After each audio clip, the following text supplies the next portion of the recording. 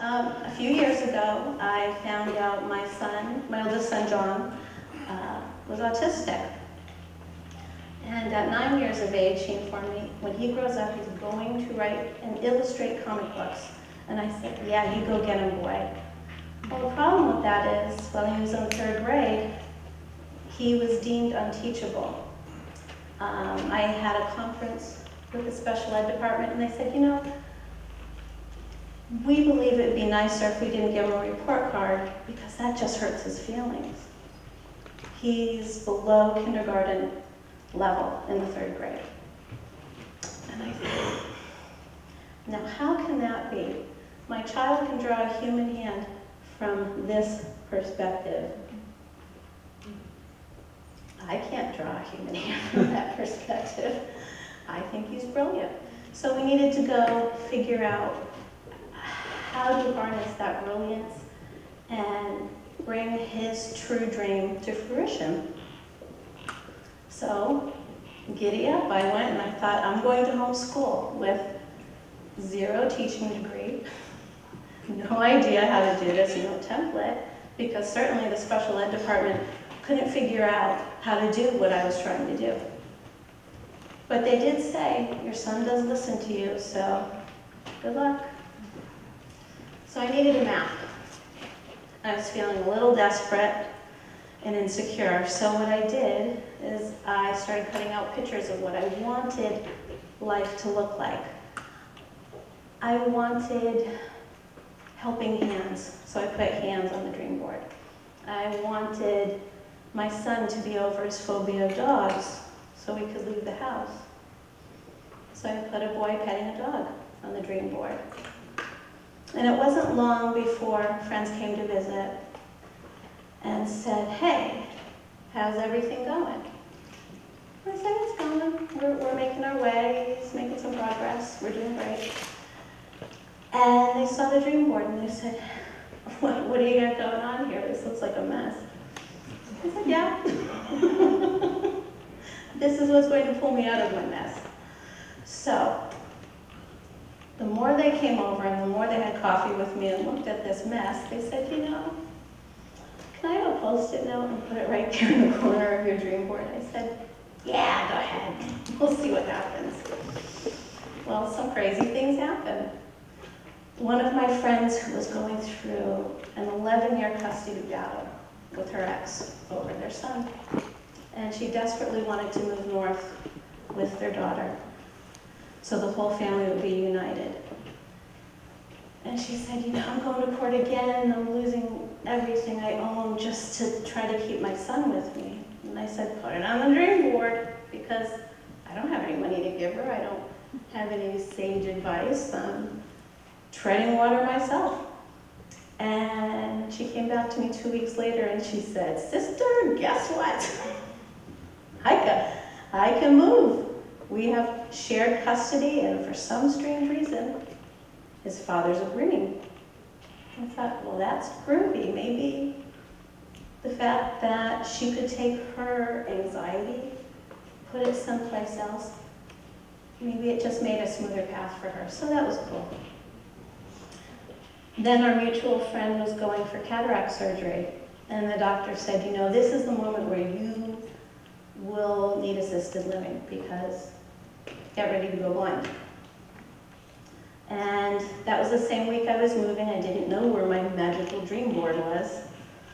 So I took a Sharpie and wrote on a moving box, Gina's eyes will see. And she called back a few days later and I said, hey, do you need a ride anywhere? Can I read anything for you? How are you doing, honey? And she said, what do you mean, how am I doing? I see better than you do. And she does. And I thought, that's pretty neat. So then I went to work as a counselor, and I heard a lot of different issues that there's no way you or I or anyone could fix these situations. So I said, hey, why don't you just put it on the dream board there? And people giggled and laughed and felt a little foolish, and they stopped calling me for counseling.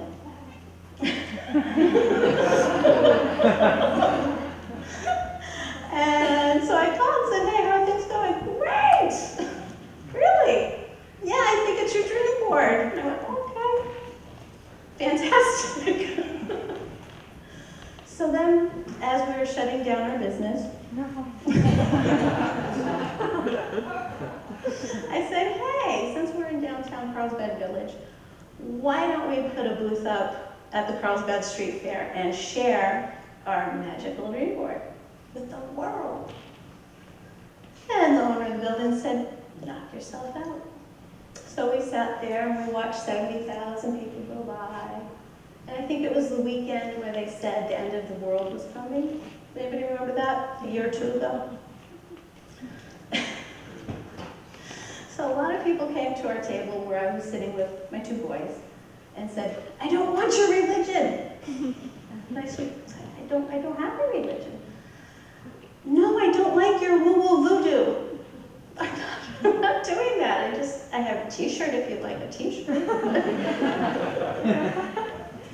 So out of 70,000 visitors, we had 28 participants. 27 of them I knew. I thought, how can such a great idea bomb so hard?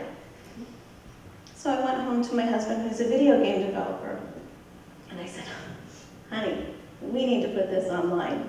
That's where people feel comfortable, we'll be at home. You can make an app or something, you can play it on your cell phone. And then everybody in the world can put something on my dream board, and they'll feel good. And if not, it's a fidget, they've played, they're done. And he says, you know, that idea has some value to it. And I said, thank you. He said, but you won't make a penny. I went, oh. And he would know, he's made some pretty big games himself, and he knows. So I went to thinking some more and studied some more about the human brain and sociology and how we connect and how we want to connect, and found that I just need to just get started. I thought social media would be a good place to start, so I put my great big dream board into the social media. And the very first visitor was a complete surprise. One of my issues about going to work or giving any of my time outside of the family was that my kids would not thrive without me, because we had such a hard, long slog of it. But they were fine now, they're doing great. And there's Jonathan still dreaming to make his comic books. And wouldn't you know, the first person to post on World's Biggest Dream Board is an art gallery owner who says, I dream to start a program for teenagers between the ages of 15 and 18. And it's the gallery owner we had met the week before, and who had shook my son's hand. And he said to my son, great accent, where are you from? And my son said very proudly, it's a speech impediment, thank you very much.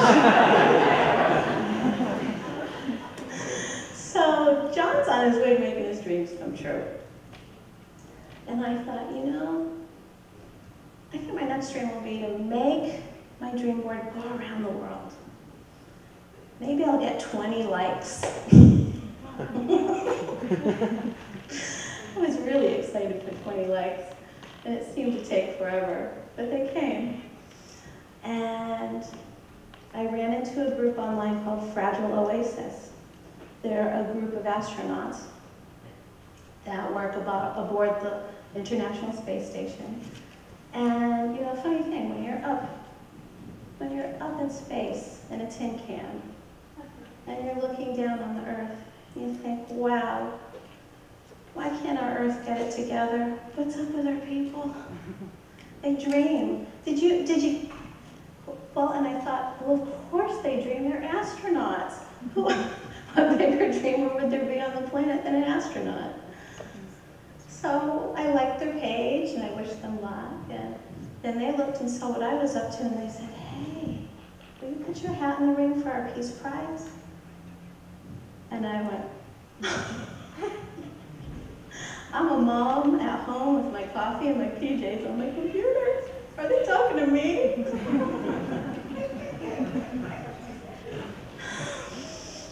Yep, they were. So with all the research I've done, well, what do I need to do next? Because within 6 months, world's biggest dream board went around the world and up in space. So, surpassed my dream. So I thought, what should we dream next? And I thought, okay, this is a big one. Within 1 generation, I want every child on our planet to be born with the belief that their dream is necessary. Their dream is a purpose, on purpose, and needs to be validated. It needs to be planted like a seed to grow. And I thought, how am I going to do that? So I went to my thinking place and took a shower. Like a lot of moms do. And as I'm washing my hair, I said to myself, oh, if I could just figure out somewhere in my brain, with all the information I put in, I have to have an answer of how I can show people how they can grasp and make a dream tangible. And all I could hear in my head, you know, I've been homeschooling and all that educational material. A noun is a person, place, or thing. What are you talking about? Get out of my head, I'm trying to think here. A noun is a person, place, or thing. And I went, oh, that's what you can hold.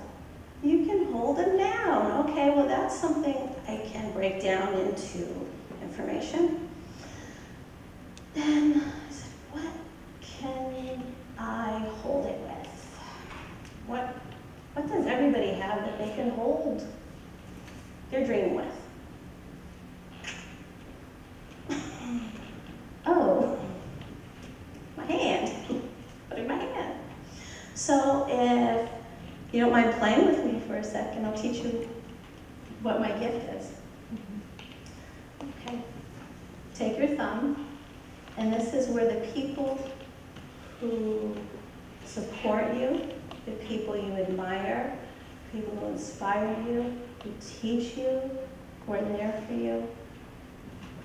Hug your thumb, and we're going to program that into your flesh. We just hold that image. These are your people. Next, we're going to go for places. So we're going to go to tall man in the middle. All the places you can think of where your dream can live. Does your dream live on an island? Does your dream live on the International Space Station? Does your dream live at home? Put it right there and you hold it tight. Okay, we trust that it's programmed. Now we take Pinky. And these are all the things you have, and that includes your talents, that includes your education, your titles, your connections, your car, your bicycle, your shoes, your home. These are the things that you can use to bring your dream about. Now we still have 2 fingers left. And to pointer is your number 1. I want you to hold the dream that you have for yourself, just for you. Next, in your ring finger, dream for your world, because your world needs you. And here's my favorite part. I noticed this by accident when I was working, teaching art literacy in kindergarten. When you do a handprint, often a heart will show up on the little kid's hand. So this is your heart's desire. I want you to take your hand like this and whisper, whisper into your hand what your heart's desire is. Now we're going to take that same hand and open and close it 1, 2, 3 times. Now, did you know that your flesh is the first computer on the planet? You have muscle memory. Your hand will remember your dream, your purpose, your life's intentions, and everything you have to make your dream come true. What's great is You have everything you need to make your dream come true right there in your hand. Now, if you say, Juliette, I don't. I need more stuff. I need more people. I need more places. And I'll say, oh, you're right. Then what you didn't put in your hand is another person's hand. And another person's hand. And you just hold as many hands as you need to make your dream come true. I thank you.